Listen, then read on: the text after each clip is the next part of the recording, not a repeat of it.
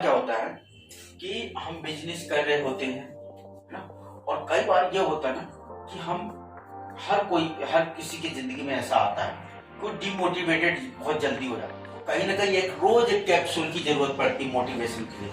कितना भी हो, आज हम फुल एनर्जी में, कल सुबह आएंगे, पता नहीं तरह तरह के जिंदगी में लोग जुड़े होते हैं, कोई कुछ बोल दिया, कोई कुछ बोल दिया, दिमाग इतना स्ट्रेस में आ जाता ना कि फिर लगता छोड़ो यार। तो उसके लिए आपको एक मोटिवेशन की जरूरत पड़ेगी। मतलब जो आपको मोटिवेट कर सके। तो पता कौन? आप खुद।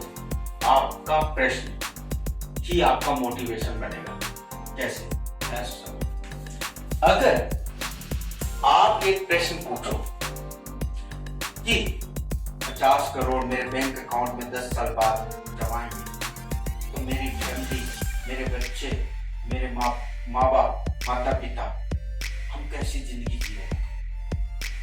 आपका सवाल और आप ही का जवाब, ये सबसे बड़ा मोटिवेशन है कि आपका सवाल ही और जो आप उसका जवाब देते हो वो आपका सबसे बड़ा रोज के लिए एक मोटिवेशन हो। कि जब आप हारोगे, जब भी आपको ऐसा लगे डिमोटिवेटेड हो आप, तो क्या करना है कि अगर मैं ये सब कर रहा हूं तो 5 साल बाद या 2 साल बाद छोटे छोटे गोल बना। एक साल 10 लाख रुपए मेरे बिजनेस से मैं कमाऊंगा, है ना। 2 साल बाद 1 करोड़ मेरे बैंक अकाउंट में।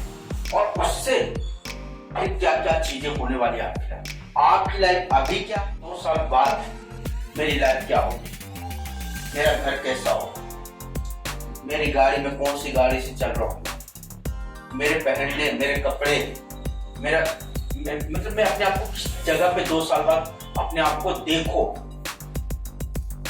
ऑटोमेटिक मोटिवेट हो जाओ।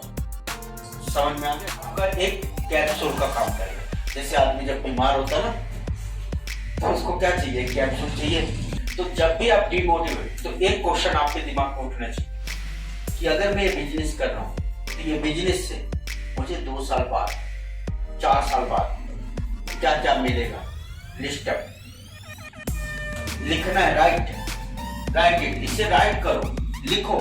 पहले अपने इंटरेस्ट, आपका किस चीज में इंटरेस्ट है।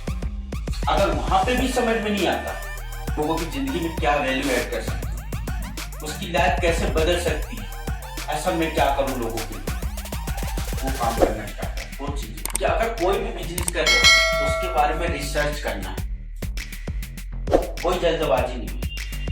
2 दिन के लिए थोड़ी, 2 साल के लिए थोड़ी, हमें परफेक्ट बिजनेसमैन बनना है।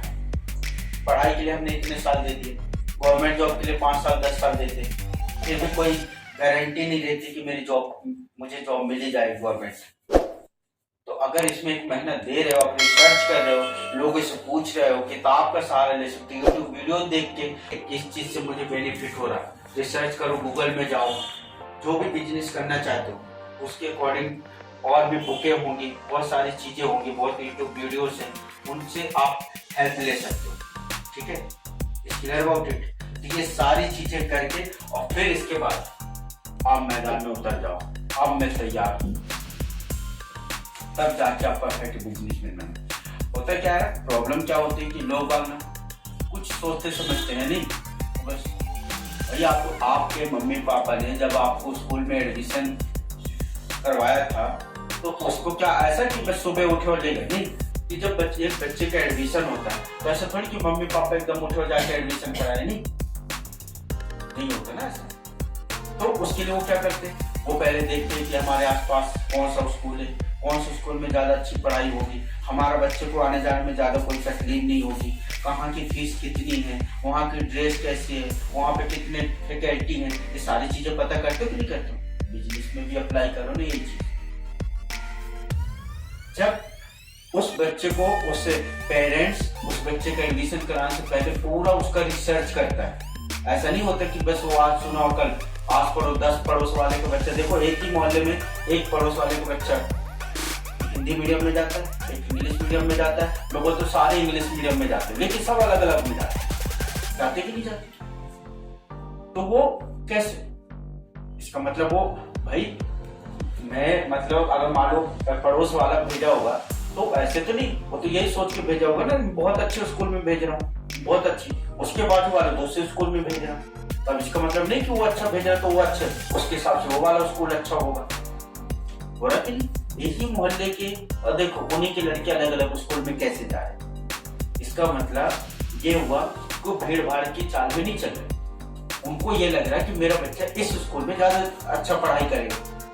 होता कि नहीं होता? ये अपना जो कैलकुलेट है, उनका कैलकुलेशन लगाते हैं कि भाई मेरी अभी सोर्स ऑफ इनकम के जो साधन है वो कितने हैं, वहाँ की फीस कितनी है, मैं अभी इतना कर पाऊंगा कि नहीं कर पाऊंगा, उस हिसाब से सब तैयार होता है कि नहीं होता? होता ना। तो एडमिशन कराने से पहले वहाँ की ड्रेस, वहाँ की फीस, कॉपी किताब, वहाँ का बस आएगी कि हमको छोड़ना पड़ेगी, सारी चीजें का ब्यौरा होता है कि नहीं होता? फिर जब जाके फाइनल हो जाता है, फिर भी एक दो से पूछते भी, आस पड़ोस वाले से, अपने साथी वालों से, फिर जाके लास्ट में जाके बच्चे का एडमिशन।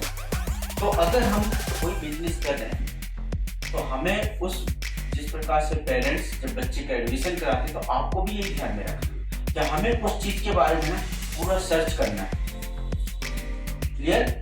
हमें नीच पे काम करना है। तो जितना माइक्रो लेवल पे जाओगे ना, तो माइक्रो नीच होती है, उस बेस पे काम करोगे। अब माइक्रो नीच इन द सेंस कि जैसे कि मान लो मैं कोचिंग पढ़ाता हूँ, अब कोचिंग के अंदर पर्टिकुलर मान लो मैं मैथ्स पढ़ाता हूँ, समझ ना? कोचिंग का मतलब क्या हो जाएगा? कोचिंग में मैथ्स भी आ गया, बायो भी आ गया, इंग्लिश भी आ गया, गणित भी, हिंदी भी, सब आ गए, गवर्नमेंट जॉब के भी आ गए, सारे आ गए।